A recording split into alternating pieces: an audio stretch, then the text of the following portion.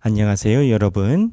에스겔 24장 15에서 27절 오늘 함께 살펴보도록 합니다. 네. 오늘 24장 15에서부터 27절의 내용은 이렇습니다. 이제 24장까지 해서 이스라엘 백성들의 멸망에 대한 예언이 마무리됩니다. 그리고 25장부터는 이방 심판에 대한 이야기가 되고 이제 봐야 되는데 36장인가 거기서부터는 회복에 대한 이야기를 흐름을 갖고 있습니다. 이렇게 큰 세 판이 있습니다. 이건 나중에 제가 구조적으로 정리 한번 해드리겠습니다. 그래서 이스라엘 백성들이 마지막으로 이제 멸망당하기 전 하나님께서 표현하시는 겁니다. 이 표현인데 하나님이 에스겔에게 징표로 일을 하라라고 합니다. 그 징표가 뭐냐? 아내를 하나님이 데려가십니다. 죽어요. 근데 하나님이 아내가 죽는 것을 슬퍼하지 말라라고 해요. 그래서 에스겔이 이런 건 거죠, 여러분. 에스겔이 하나님 일하다가 하나님이 아내를 죽이신 거예요. 왜? 하나님의 마음을 그들에게 보여주라고. 남들이 볼 때는 너무 소중한 아내인데 슬퍼할 것 같은데 하나님께서 에스겔로 하여금 슬퍼하지 말라고 해요. 왜? 내가 너희들이 멸망할 때 이렇게 무감각하리라 라는 메시지를 보여준다라는 거죠. 우리가 볼 때 충분히 이해하기 어려운 부분이 있습니다. 어떻게 아내를, 근데 여기에서 우리가 또 알아야 되는 묘한 게 있어요. 하나님을 우리의 윤리로 보려고 하는 인간의 자동적인 본성이 있는 겁니다. 하나님은 이거에 대해서 이제 설명한 윤리신학자들이 많은데 하나님은 우리 윤리로 증명되는 분이 아니에요. 우리가 생각할 때 옳다 하는 바로 하나님이 그렇게 명령하셨다 해서 이게 하나님 그렇게 가는 게 아니에요. 하나님은 윤리로 증명되는 분이 아니고 하나님은 우리 윤리 밖에서 우리가 생각지도 않은 걸로 하나님이 이게 윤리다라고 지정을 하세요. 하나님께서 지정하시는 윤리가 뭐냐? 하나님의 말씀대로예요. 그래서 윤리가 하나님을 찾아가는 게 아니고 하나님이 말하는 게 윤리예요. 그게 뭐냐? 에스겔로 하여금 아내가 죽는 일이 있어도 너는 나를 위해서 일하라는 거예요. 그게 정의고 윤리라는 거예요.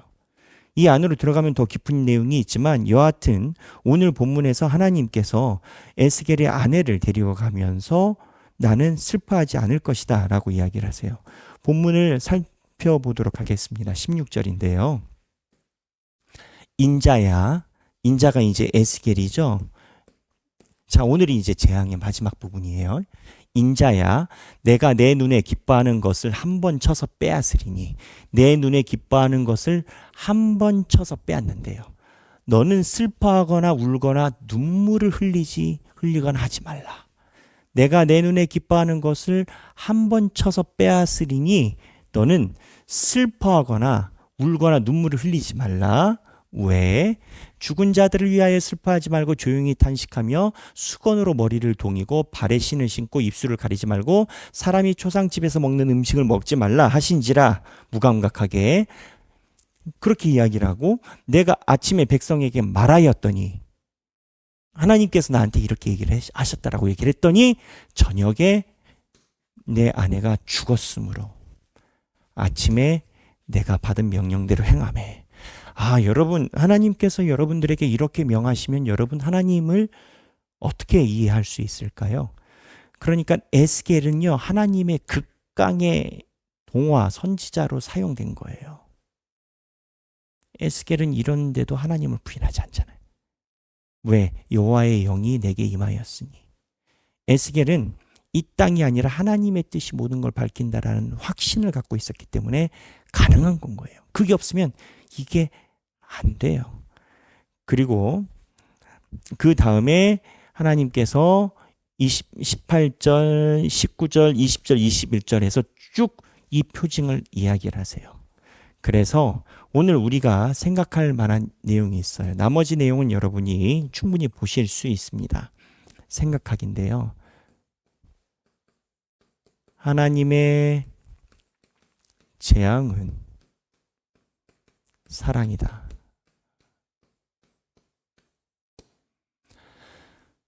무감각이 징계이다. 어떠한 사람은 저에게 와서 그 얘기를 해요. 목사님, 나쁜 짓 하는 사람들 잘 살더라고요. 돈도 잘 버는 것 같고요. 무언가 나이를 먹어도요. 그냥 떵떵거리고 잘 사는 것 같아요, 목사님. 네? 왜 그러실까요? 저 사람이요, 교회에서요, 얼마나 나쁜 짓을 했다고요. 돈도 횡령하고요. 사람도 자기 마음대로 여러 가지 하고요. 그런데 저 사람이 너무 잘 되는 것 같아요. 왜? 하나님이 무감각해 보이세요. 여러분, 성경에는요, 하나님께서 징계하지 않음이 버림이에요. 그래서 나눠보기. 우리가 과거에 하나님의 사랑을 받았던 징계에 대한 경험, 하나님께 사랑을 받았던 징계에 대한 경험이 있다면 그거에 대해서 한번 나눠보고, 징계에 대한 경험 말고도 여러분 또한 하나님께서 앞으로 우리를 다루실 때 복과 화를 같이 염두에 두고 계시다는 생각을 할 때 내가 어떻게 오늘을 살아나야 될지 한번 생각해보고 나눠보시는 시간이 되면 좋겠습니다. 오늘 24장 15에서 27절인데요. 자, 여기까지 해서 에스겔이 하나님을 통해서 받은 예루살렘을 향해 징계하시는 메시지가 이제 끝이 납니다. 25장부터 32장까지는 이방 민족에 대한 심판인데 여기는 속도를 굉장히 올리도록 하겠습니다. 네, 모두 함께 성경 본문 읽어보시고 오늘도 행복한 성경 읽기 되시기 바랍니다. 감사합니다.